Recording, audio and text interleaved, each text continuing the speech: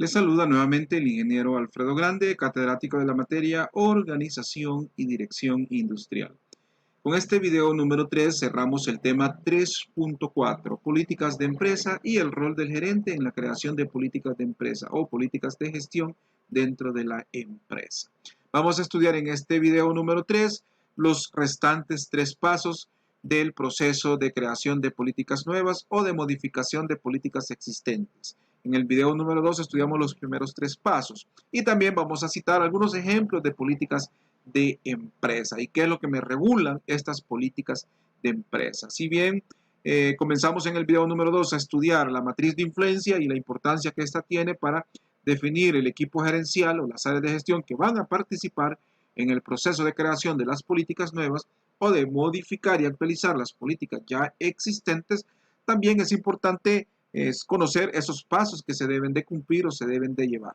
Obviamente cada empresa será libre de decidir la forma como va a llevar a cabo este proceso. Más sin embargo, pues se proporciona a partir de todo este fundamento teórico una base para que ustedes, futuros profesionales, ingenieros, industriales, quienes van a llegar a desempeñar en un futuro cargos de dirección, aunque no tengan aún cargos de gerencia, pero cuando ya son personas que tienen bajo su responsabilidad administrar recursos de la empresa y entre ellos al más valioso como es el talento humano, pues definitivamente deben de conocer estos fundamentos teóricos para apegarse a políticas y procedimientos. Y quién quita que alguno de ustedes se vea en la necesidad de tener que crear una política nueva o participar en el proceso de creación de esas políticas o de modificar políticas existentes. Entonces, aquí hay una base teórica que les puede servir de base. Ok, estudiamos los primeros 3 pasos o etapas de este proceso. En el primer paso decíamos que se determinan las necesidades de realizar o crear una política nueva y las necesidades de modificar una política ya existente. El paso número 2, decíamos, era el diseño de la política. Y el paso número 3 consistía en la revisión de la propuesta de la política que hemos diseñado o la revisión de los cambios que estamos sugiriendo. Vamos entonces a estudiar los restantes 3 pasos, el 4, 5 y 6. El paso número 4 consiste en la aprobación de la política. Es decir, ya revisada por el equipo responsable de llevar a cabo ese proceso de revisión, debe de autorizar o debe de aprobar la propuesta que se ha hecho de política nueva o modificar la política ya existente. ¿Quiénes participan en este proceso? Definitivamente quienes tienen alta influencia o tienen mucha influencia, y ellas son las personas o áreas de gestión que pertenecen o están clasificadas como A y B. Por tanto, estas son las llamadas a realizar ese proceso de aval o de autorización, las que aparecen como A y B. Entonces, ya lo está sugiriendo la metodología. Veamos el siguiente paso, el paso número 5. En el paso número 5, una vez ha sido aprobada la política, hay que llevar el proceso de divulgación de esta política, darla a conocer a toda la empresa, a todas las áreas involucradas. ¿A quién le corresponderá esto? Podemos intuir que esta es responsabilidad de todos y por eso es que podemos ver que aparecen todos los que participaron en el proceso, tanto A, B, C y D. ¿Por qué? Porque todos tienen la responsabilidad de divulgarlo, desde la alta dirección hasta los niveles operativos dentro de la organización, dentro de la empresa. Aún las políticas vigentes que han sido modificadas o actualizadas se deben de dar a conocer. Por ejemplo, si se han hecho modificaciones, con mucha más razón. Y si no se hicieron modificaciones a la política ya existente, por lo menos dar a conocer que sigue en vigencia la política actual. Entonces, eso corresponderá a todos los involucrados en el proceso. Y el último paso, la ejecución de la política, es cuando, bueno, ya entró en vigencia y hay que cumplir los lineamientos establecidos en esa política. En este caso, pues también todos los involucrados están llamados a cumplir y hacer cumplir las políticas. Por tanto, pues acá todos participan y todos se ven involucrados. Espero pues haber de manera resumida explicado todos estos 6 pasos, la relación que tiene esto con la matriz de influencia, entender perfectamente pues cuál es el rol que juegan a quienes nosotros consideramos como A, B, C y D, y con esto pues tener ese elemento de apoyo para de presentarse la necesidad en el trabajo, pues ponerla en práctica. Ok, veamos algún ejemplo de políticas. Aquí hay una serie de políticas a las cuales vamos a hacer referencia y podemos tomar de base, pues, qué es lo que me está regulando estas políticas. Estos son, pues, ejemplos. Obviamente las políticas podrán ser más amplias y abarcar muchos otros aspectos. Pero a manera de ejemplo, por ejemplo, una política de compras, qué es lo que me está regulando o qué me está normando. Por ejemplo, una política de compras se puede volver en un elemento de apoyo que sustente la necesidad de aprovechar economías de escala. Por ejemplo, comprar lotes grandes de materias primas para aprovechar economías de escala. Asimismo, también la política me puede regular en términos de decidir comprarle solo a proveedores al crédito, es decir, proveedores que me ofrecen crédito y que estos sean proveedores que me ofrecen crédito ya sea a 30 días o a 60 días. Ok, si un proveedor me ofrece menos tiempo, pues a lo mejor pues por política estoy atado y no puedo comprarle. Ya me lo está diciendo o me lo está normando la política. Una política de inventarios también, esta me va a definir lineamientos en torno a métodos de rotación de inventarios. En este caso, pues puede ser que una política me diga o me esté normando que tengo que emplear el método PEPS o el método UEPS.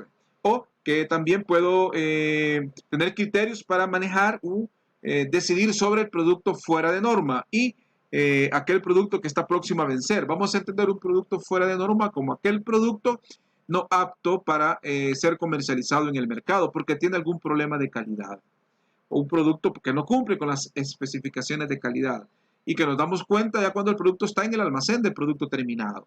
Por ejemplo, imaginemos un producto que por alguna razón está sucio el empaque. Ya nos dimos cuenta hasta que estaba en el almacén, o sea, un producto fuera de norma, yo no lo puedo sacar con un empaque sucio o un empaque roto, dañado, pues por supuesto que no. O imaginémonos un producto que viene abierto, el sello se ha roto y aún estando en el almacén de producto terminado, pues obviamente no lo puedo enviar al mercado, no lo puedo enviar donde el cliente consumidor final. Entonces, producto fuera de norma. ¿Pero qué voy a hacer con ese producto? Aunque aún el contenido del, digamos, si es alimento, el contenido es apto para su consumo humano, pero ya el empaque está dañado, ¿qué voy a hacer? Me lo tiene que decir la política, o sea, no lo puedo regalar, no lo puedo consumir, no se lo puedo dar a un empleado. La política establece qué vamos a hacer. Para ponerles un ejemplo, me decía un amigo conocido que trabajaba en una empresa que comercializaba leche en polvo, que de repente tenían una cantidad X de productos fuera de norma y los trabajadores querían llevarse, es decir, querían que les regalaran esa leche en polvo porque estaba en buenas condiciones. En sí la leche, pues, pero tenía un defecto, un producto, era un producto fuera de norma por temas de empaque. Entonces, al final, pues la empresa, pues por política decía que ese producto tenía que ser destruido, por lo tanto no lo podía regalar. ¿Por qué? Porque la empresa también debe cuidar su imagen. Y puede ser que esto esté también amparado por otra política, como puede ser una política comercial donde establece que se debe de cuidar la imagen de la empresa y esto abarca la imagen de la marca, la imagen de la presentación del producto en el mercado. Imagínense que el producto en esas condiciones sale al mercado porque el trabajador o el empleado al que se lo regalaron lo llevó y lo ve la gente o que el trabajador pues al final no se lo quiso consumir y lo tiró a la basura. Entonces ya da una mala imagen, una mala proyección hacia la empresa. Pero todo esto lo regula la política. También la política de riesgo. Una política de riesgos me regula o me norma aspectos relacionados con la seguridad y salud ocupacional, como por ejemplo, y esto abarcará definir criterios de cumplimiento de la ley de prevención de riesgos laborales en los lugares de trabajo. Recordemos aquel marco regulatorio donde la empresa tiene sus políticas y estas deben estar regidas también o dentro de un marco más amplio como son las políticas del país o de la nación. Por lo tanto, las políticas de la empresa que vayan orientadas estas políticas de riesgo en temas de seguridad e higiene ocupacional deben estar también en base al cumplimiento de la política establecida en el marco nacional, como es la Ley de Prevención de Riesgos Laborales. Igualmente, la política me puede normar o regular el definir mapas de riesgo, cuáles son las características de estos mapas, dónde deben estar ubicados, qué información deben mostrar, etcétera. Todo eso debe estar normado en políticas. Veamos otro conjunto de políticas de ejemplo. Políticas de procesos internos del área de recursos humanos o de talento humano. Igualmente, una política de recursos humanos me va a normar el reglamento interno de trabajo, el cual establece todo digámoslo así, un conjunto de normas que los trabajadores deben de cumplir dentro de la empresa. Y muchas veces esto abarca fuera de la empresa también.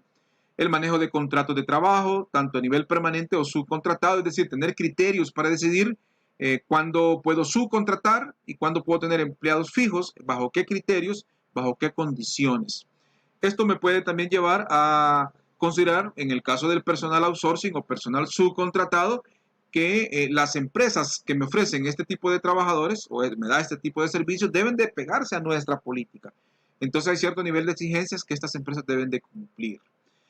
También en cuanto a, pues, manejo de procedimientos de prestaciones, liquidaciones, indemnizaciones del personal, esto está normado en política. Por ejemplo, a qué tipo de empleados le puedo dar cierto nivel de prestaciones. Por ejemplo, no es lo mismo un gerente al quien la empresa le da un nivel de prestaciones más alto que a alguien operativo, al quien le da un nivel de prestaciones básicas, por ejemplo. Pero todo esto está normado o regulado en políticas.